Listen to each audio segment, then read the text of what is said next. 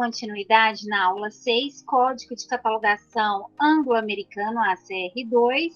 Vamos falar hoje dessa parte 3.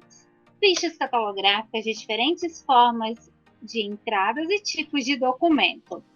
Bem, relembrando a parte 2 da aula 6, as fichas catalográficas têm dimensões padronizadas internacionalmente. Tamanho 7,5 centímetros de altura e 12,5 de largura, apresentando sempre um orifício no centro da margem inferior, por onde passa, então, essa haste metálica que as mantém presas nesse armário de fichário quando ordenadas. Normalmente ordenadas alfabeticamente. Existem outras formas de ordenar, além de ser alfabética, tá? E essas margens têm a finalidade de evidenciar e permitir que suas informações sejam facilmente identificadas pela posição que ocupa.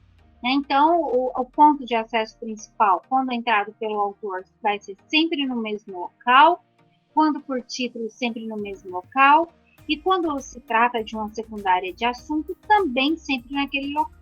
Então, essa padronização, ela facilita, então, a identificação desse documento.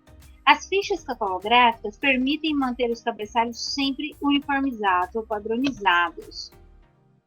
Uma curiosidade sobre entradas: o livreiro inglês Andrew Marcel, em 1595, compilou um catálogo de livros ingleses impressos e no prefácio determinou regras para o registro das obras. Preconizou a entrada por nomes pessoais pelo sobrenome. Para as obras anônimas, usou tanto o título como o assunto, e às vezes ambos, naquela ocasião. Estabeleceu o princípio de entrada uniforme para a Bíblia e defendeu a ideia de que um livro deve ser encontrado tanto pelo sobrenome do autor, como pelo assunto e pelo tradutor. Inclui em seus registros tradutor, impressor ou a pessoa para que foi impresso, data e número de volume. Quando é que se faz uma ficha com entrada, então, pelo título? Quando se trata de um documento que tem mais de 3 autores, ou seja, eu tenho uma obra aqui que tem 4 autores. Aí, no caso, eu não estou falando de organizador, tradutor, não estou falando de colaborador, estou falando de autor, né? Aquelas pessoas responsáveis pelo conteúdo intelectual. Então, quando se tem uma obra com mais de 3, ou a partir de 4 autores, a entrada será pelo título. A indicação de responsabilidade é um organizador, coordenador ou outra função que não é responsável pelo conteúdo intelectual da obra, ou seja, quando uma obra traz o organizador, o coordenador ou outra função como responsável intelectual daquela obra, ela não terá entrada por essas pessoas, organizador, coordenador, e sim pelo título.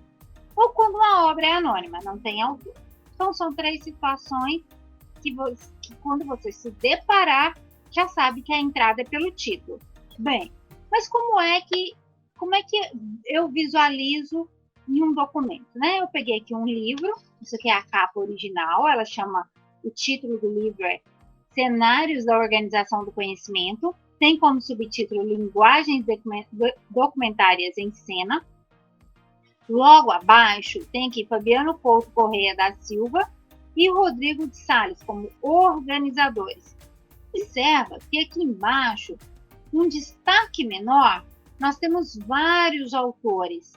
Ou seja, o que nos leva a entender é que essa obra tem muitos autores e que possivelmente são capítulos, e cada capítulo é de 1 ou 2 pessoas, 3 pessoas, né? Então, quando é que eu vou descobrir isso? Fazendo a leitura técnica do documento. Capa, folha de rosto, né? Sumário, nesse caso é bem interessante, orelhas.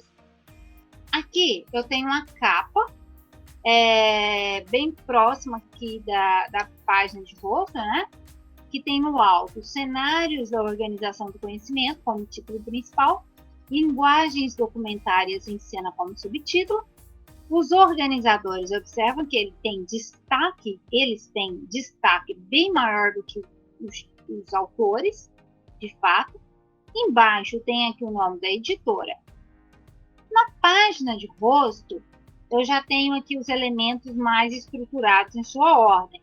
Na parte de cima, os autores, os organizadores, melhor dizendo. No centro da ficha, da folha de rosto, da página de rosto, nós temos, então, o título e o subtítulo. E embaixo, o nome da editora, que é Tesauros. No verso da página de rosto, tinha todas essas informações da página de rosto, porém, tinha mais. Tinha o ISBN, tinha, na leitura técnica, eu vi que tem imagens, fotos. É uma obra de 296 páginas, foi publicado em 2011 pela editora Tesauros e consta também o telefone que nos leva a entender o local de publicação. Porque veja que capa e folha de rosto, página de rosto, não tem o local de publicação, mas tem o telefone. Então, eu quis trazer esse modelo para mostrar para vocês que o colofão, no verso da folha de rosto ou no colofão, tem algumas dicas dos elementos que faltam. E como, por exemplo, o local é um elemento essencial para se colocar, nós identificamos, então, o 61, que diz que é de Brasília, né? Então, vamos ver como fica a ficha desse documento. Lembrando que a entrada é pelo título, então a estrutura da ficha já é outra. O tamanho é o mesmo, 7,5 por 12,5, tamanho padrão universal. Agora, a margem 1, contando 9 espaços, nós temos a entrada pelo título. Observa que nós não tivemos a entrada pelo autor. Por quê? Nós temos 2 organizadores e vários autores que são autores de capítulos e não da obra como um todo. Então, é necessário aqui a entrada pelo título. Então, a margem é diferente. Começamos aqui com espaçamento de 9 espaços, considerando ser a primeira margem. Como segunda margem, damos continuidade no título, subtítulo. Observa que agora calculamos, então, os 3 espaços após os 9. 1, 2, 3. Além disso, temos aqui a segunda margem.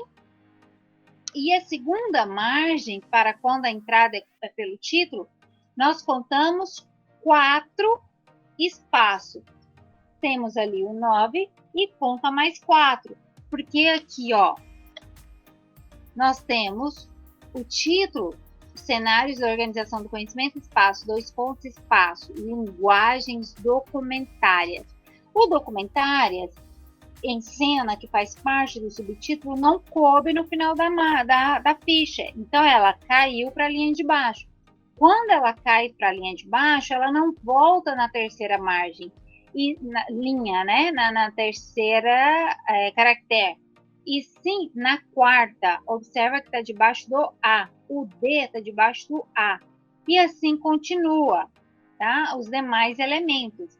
Então, essa é a grande diferença de quando uma ficha catalográfica tem entrada pelo autor e quando ela tem entrada pelo título. No exemplo da aula, da parte 2, ela é toda, os exemplos são todos de entrada pelo autor. Agora, trouxe um exemplo com a entrada pelo título, tá? Então, aqui, ó, atenção quanto à margem, e aí nós continuamos com essa mesma margem, e a indicação de responsabilidade tem uma vírgula para separar um do outro, porque são 2 organizadores. Então, não é um organizador e um autor e um organizador, não, são 2 organizadores. Então, eles ocupam a mesma situação. Então, vírgula para separar os 2. E entre parêntese minúsculo, org, tá? Terminou a área, ponto final, espaço, travessão. Não tenho edição, caio no local. Brasília, espaço, 2 pontos, espaço, Tesauros, que é a editora, vírgula, ano. Na sequência, na segunda margem, nós temos aqui o número de página e a dimensão. Na sequência, eu não tenho nota, mas tenho a numeração, número normalizado, que é o ISBN. E embaixo tenho secundárias, pontos de acesso secundários. Primeiro, secundária de assunto, sempre secundária de assunto. 2 assuntos. Aí tá, começo em algarismo romano para fazer secundária de autor, ou secundária de entrada do colaborador ou do organizador, como é essa situação. Observa que coloquei o primeiro e o segundo e não fiz secundária para o título.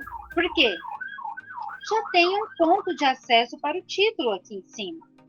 Então, se eu faço a secundária de título aqui, significa que vai repetir. Então, essa é o ponto de acesso secundário de autoridades. São autoridades. Agora vamos ver um modelo de ficha catalográfica de eventos. Só reforçando que eventos são congressos, feiras, seminários. Esses eventos, eles normalmente têm uma continuidade e o que muda neles é o número. Primeiro Congresso Brasileiro de Biblioteconomia e Ciência da Informação.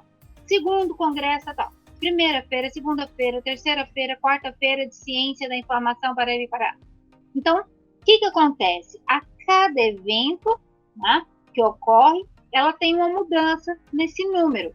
Isso leva a caracterizar como uma autoria temporária.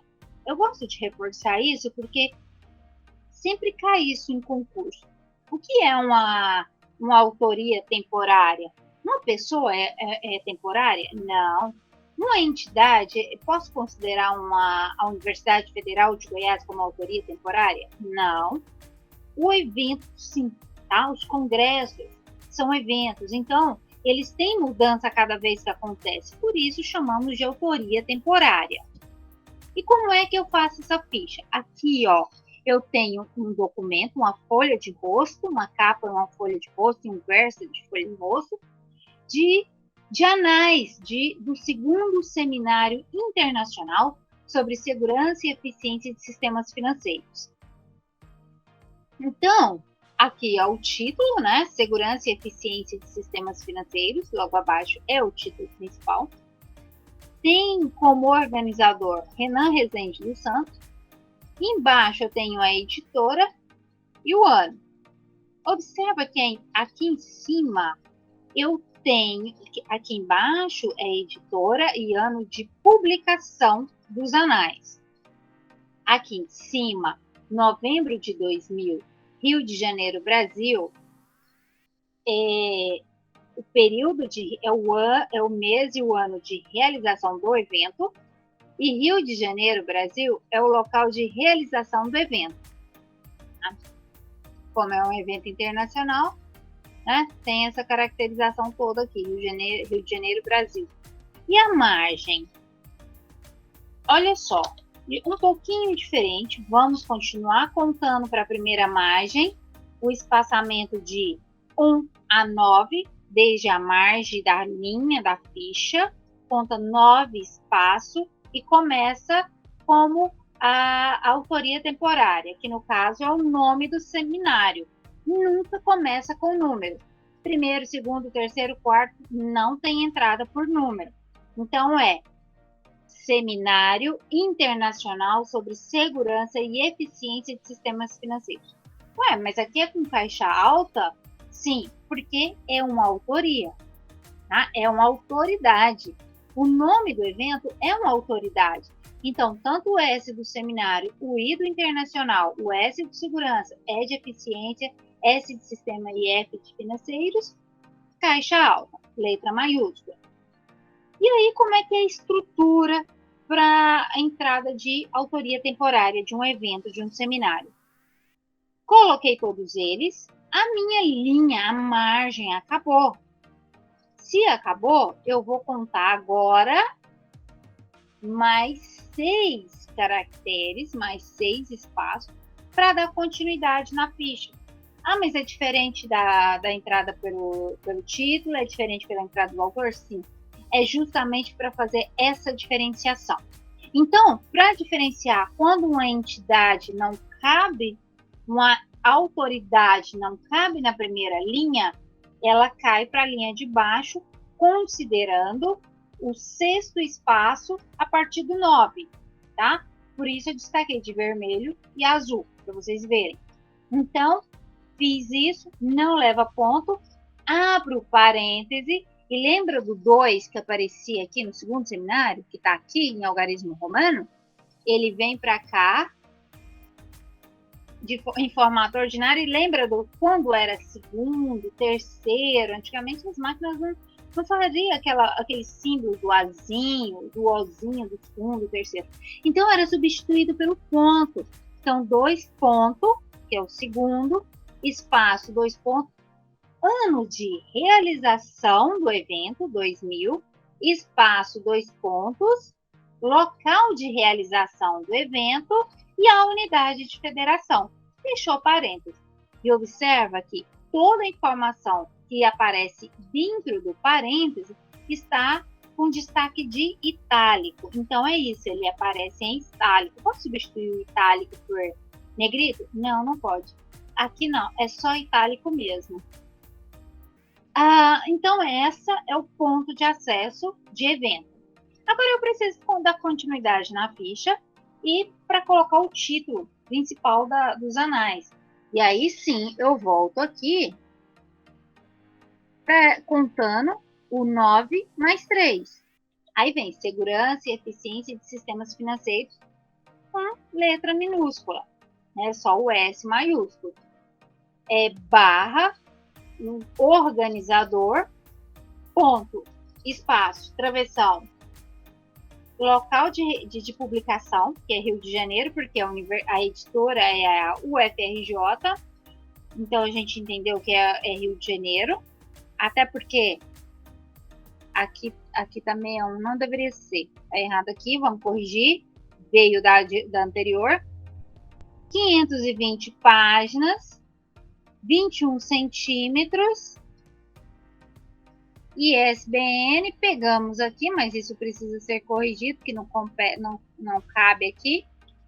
E secundária, então, de assunto, secundária para o organizador, para os organizadores e para o título, considerando que o título agora é o seminário e não segurança e eficiência de sistemas financeiros. Aliás, o ponto de acesso foi para a autoria temporária e não pelo título. Então, tem sim uma secundária de título. Ok? Vamos fazer uma atividade também desse tipo. E agora vamos ver uma ficha catalográfica de teses e dissertações. São 3 modelos que recorrentemente aparecem para a gente fazer. Entrada por autor, entrada por título, o autor está lá na aula, na parte 2. Aqui, nesse slide, nós temos entrada por título, autoria temporária, que é o caso dos eventos, e teses e dissertações, que é uma outra situação que ocorre muito para nós, bibliotecários, fazer para outras pessoas, né? Então, o que as teses e dissertações, de acordo com a regra 1.4b7 do Código, trata de itens não publicados ou o que aparecem ao natural. Ou seja, as teses e as dissertações, elas não passaram por um tratamento editorial.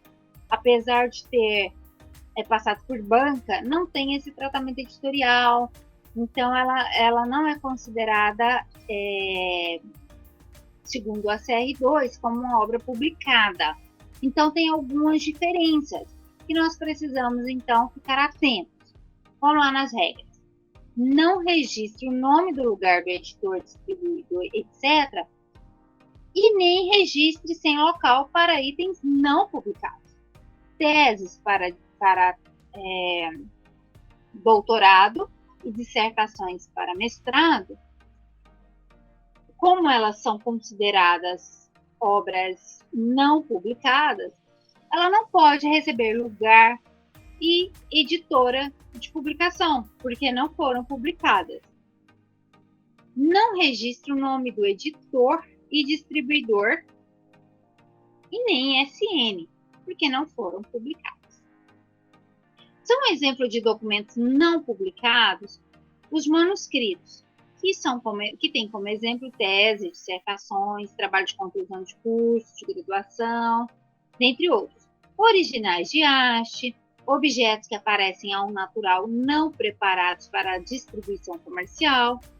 No caso de teses e dissertações, registra-se o ano da defesa. Já a regra 1.7b13 do ACR2 traz uma nota específica para teses e dissertações. Se o item que está sendo descrito é uma dissertação ou tese apresentada como requerida para um grau acadêmico, redige uma nota com a palavra tese ou dissertação. E essa nota ela não é livre, tá? Ela vem na área de nota, como qualquer outra nota, ok? Mas se for uma tese, você vai escrever tese, abre parêntese, escreve com letra minúscula doutorado. Se for uma dissertação, abre parênteses, escreve mestrado, em minúsculo. Isso porque não é uma situação igual para outros países, né? Então, tese no Brasil é para doutorado e dissertação para mestrado.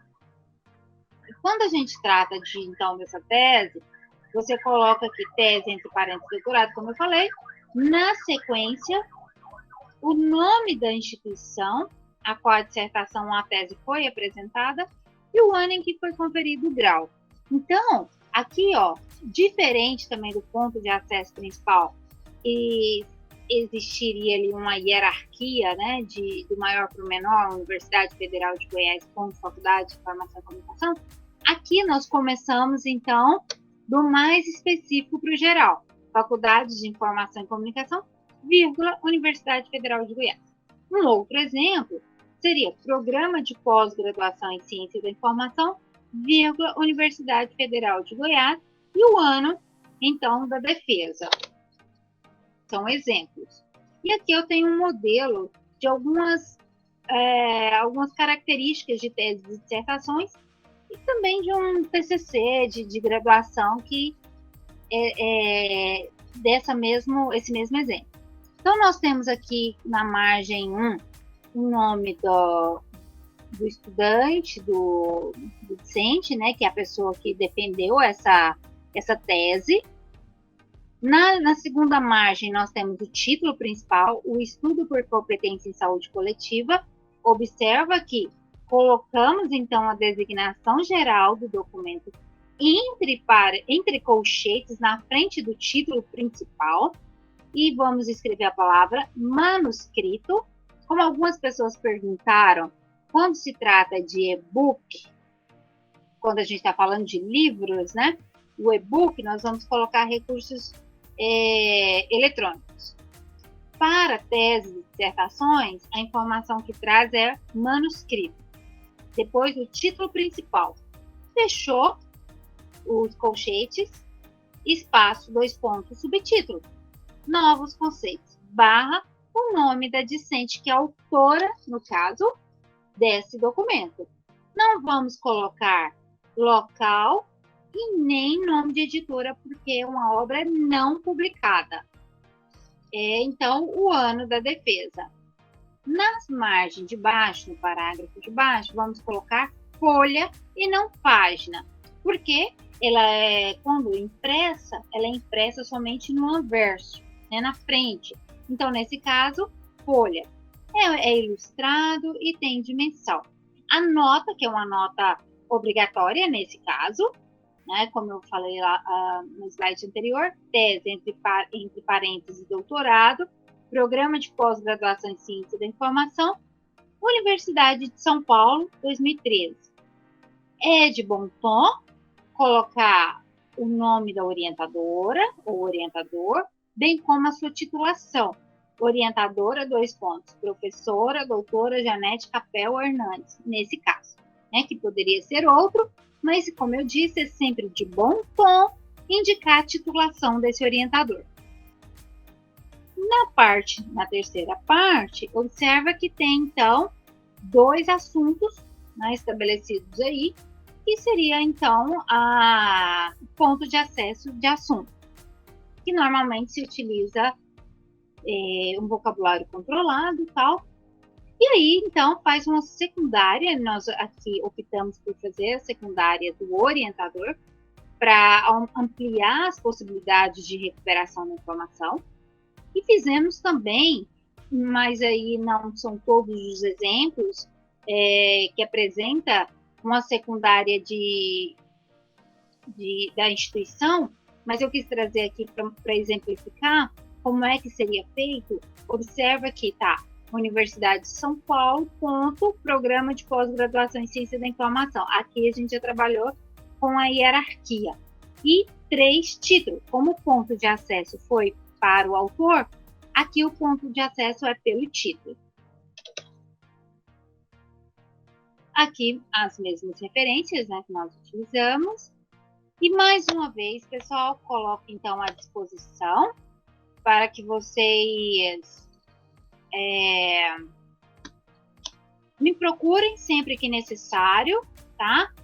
E eu fico à disposição, vou disponibilizar também atividades, e a aula 6 encerra com a parte 1, 2 e 3 e atividades, tá bom?